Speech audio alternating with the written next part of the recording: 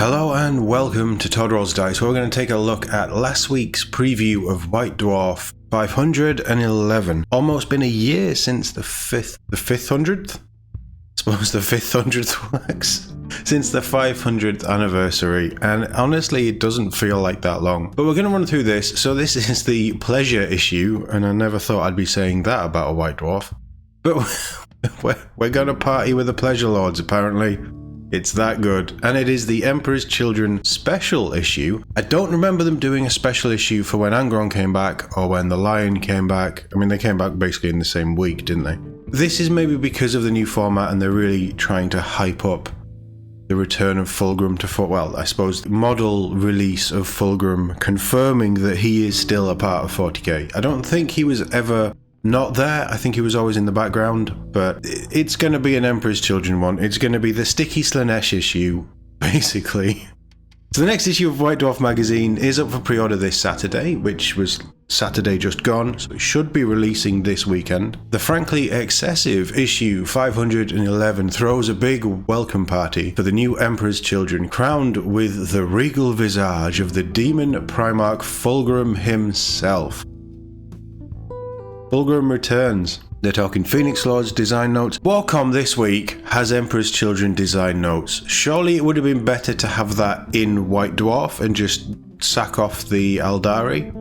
Does anybody care about the Space Elves? I suppose the Eldari fits in quite nice with Slaanesh though, doesn't it? But you've got a whole host of Emperor's Children stuff, plus a little bit of Space Elves. But the Emperor's Children are the focus of no fewer than 7 separate features. What's Slaanesh's number? Is it 7? Kicking off with an in-depth lore dive and the nature of Slaanesh himself, the emotional spectrum he inhabits, and the ways people interact with him throughout the Warhammer 40,000 universe. This segues neatly into a segment on the Emperor's Children with juicy lore nuggets. Yeah, it's all about the juice, isn't it, with Slaanesh? Sticky juice. This video is really taking a turn, isn't it? Juicy lore... Say it again, stop saying juicy.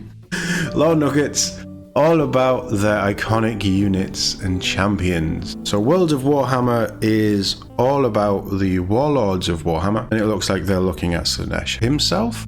Fulgrim gets a full 10 pages to himself, opening on his origins and Dark Apotheosis before moving to an expansive hobby guide where designer Dave and heavy metal painter Anya discuss his incredible miniatures genesis. There are even a full set of paint charts for hobbyists aiming for a full box art finish, following the heavy metal recipe down to individual glaze mixes. That's quite cool. They don't often give you that much of a look behind the curtain, so that's nice. They're really going all out with this, aren't they? I think I prefer the helmet. There are some words that you probably shouldn't say when Fulgrim's around, and that might be one of them. No, it's a very stunning model. You know my thoughts on it, but it is a stunning model. A new set of combat patrol rules provide an alternative approach to the Codex, mixing the lithe horror of Slaaneshi demons with their power armoured counterparts. That sounds like I genuinely might pick up this issue because of that. Mixing demons and Space Marines in a combat patrol sounds like fun. Then boarding patrol rules, oh no, invite the cream of Fulgrim's crop. Oh, they did it this time, that wasn't me. Into ultra close quarters combat, closely followed by a battle report using those very same rules. Pitch a force of Terminators and Flawless Blades against Jan Zar's Eldari. So very themey there. Terminators and Flawless Blades sounds like the way I'd want to do an army with this. That's cool. And speaking of Eldari, the second part of the expansive behind-the-scenes designer's notes continues as Jez looks back at the evolution of the iconic Aspect Warriors. This time he's joined by a coterie of designers who worked on their most recent kits, from the Dire Avengers of 2006 right up to this year's Warp Spiders, Fire Dragons, and Swooping Hawks. Elsewhere, the White Dwarf bunker cooks up a new Joint Ops mission pack that tasks your operatives with disrupting a very important delivery, the massive Ballistus Sanctified Firing Scroll. Oh, kill team stuff. Nice. I'm definitely picking this up then. In this scenario, the number of MPOs that activate or arrive as reinforcements is randomized with a deck of cards included in the magazine. Nice.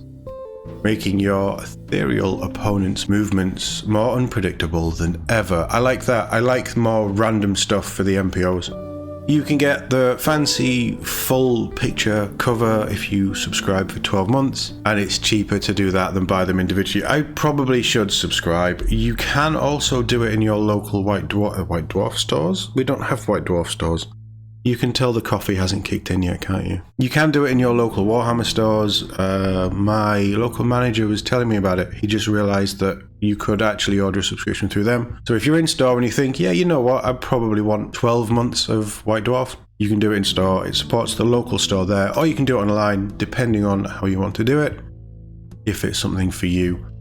I would say I'm hit and miss on White Dwarf, but I tend to pick up more issues a year than not. So I don't know if I'd save with a subscription, but I would like to have it as a feature on the channel once a month, just a quick White Dwarf roundup, something like that. Who knows? But this one is promising to be very Slaanesh-y. No mention of anything other than 40k. Obviously, they're hyping up Emperor's Children. All of the Emperor's Children stuff is going up for pre-order this weekend. So if you are wanting to get your Slaanesh-y hands, crab claws, would you be crab claws for Slaanesh?